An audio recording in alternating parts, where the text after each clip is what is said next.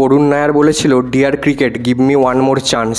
2024-25 সালে করুণ নায়ারের domestic performance মানে ক্রেজি। আমি স্ট্যাটস দেখছিলাম, বিজয় হাজারে ট্রফিতে সে করেছে 780 আর রঞ্জি ট্রফিতে করেছে 850 রান। রঞ্জি ট্রফি বিদর্ভাকে জেতাতে করুণ নায়ার একটা ভাইটাল রোল প্লে করেছিল। তো তার এই পারফরমেন্সের দৌলত দীর্ঘ 9 বছর পরে সে আবার ভারতীয় টেস্ট টিমের সুযোগ পায়। ভারতের হয়ে করুণ নায়ার আজ অবধি 10টা টেস্ট ম্যাচ খেলেছে, 3টে অস্ট্রেলিয়ার সাথে এবং 7টা ইংল্যান্ডের সাথে। টেস্টে তার অ্যাচিভমেন্ট বলতে দুটো, একটা সেই 303 যেটা ইংল্যান্ডের বিরুদ্ধে 2016-17 সিজনে ভারতে কি একটা 57 রানের ইনিংস যেটা ক্যানিংটন ওভালে খেললো। ইংল্যান্ডের সাথে ওই সিরিজটায় 300 মারার পরে ভারত অস্ট্রেলিয়ার সাথে একটা সিরিজ খেলে এবং সেখানে করুণ নায়ারের কোনো পারফরমেন্স না থাকায় ইন্ডিয়া টিম থেকে সে ড্রপ হয়ে যায়। এরপর দীর্ঘ 9 বছর কেটে গেছে, কিন্তু ভারতীয় সার্কিটে করুণ নায়ারের নাম আর কোনোদিন উঠে আসেনি। এর মাঝে সে কর্ণাটক টিম থেকে বাদ পড়ে, মানে তার হোম স্টেটের টিম, এবং বিদর্ভাতে জয়েন করে।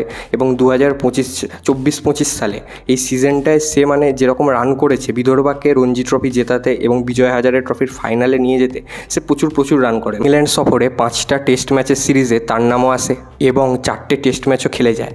তার মানে একটা সুযোগ চেয়েছিল, কিন্তু দেয়া হয়েছে তাকে 8টা সুযোগ। কিন্তু আবার সেই হতাশা, মানে টোটালি ফেল করুণ নায়ার অ্যাজ এ ব্যাটসম্যান। তার ব্যাটিং স্টান্সে প্রবলেম আছে। তার batting stance always front foot dominated, মানে সে অলওয়েজ ফ্রন্ট ফুটে খেলতে চায় এবং ব্যাক ফুটের বলগুলো যেগুলো শর্ট বল হয় সেগুলো খেলতে তার সমস্যা হয়েছে। এবং এই সিরিজে বারবার সেই বলগুলো সে ঠিকভাবে ট্যাকেল করতে পারেনি, কখনো গ্লাভসে লেগেছে, কখনো হাতে লেগেছে। অ্যান্ড তার পায়ের মুভমেন্টই নেই, মানে সমস্ত বলগুলো খেলছে পা দুটো এক জায়গায় দাঁড়িয়ে আছে।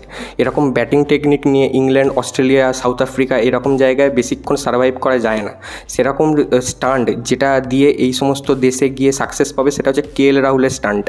সেই রকম কিন্তু টেকনিক্যাল ফ্ল রয়েছে করুণ নায়ারের মধ্যে, এবং সেই কারণেই হয়তো সে কর্ণাটক টিম থেকে বাদ পড়েছিল। তো ওভালের এই 5th টেস্টটাই আমি বলবো করুণ নায়ারের জন্য আন্তর্জাতিক কেরিয়ারের শেষ ম্যাচ। করুণ নায়ারের আউটগুলো যদি দেখা যায় এই অ্যান্ডারসন তেন্ডুলকর ট্রফিতে, তো দেখতে খুবই বাজে লাগে এবং খুবই এম্বারেসিং লাগে।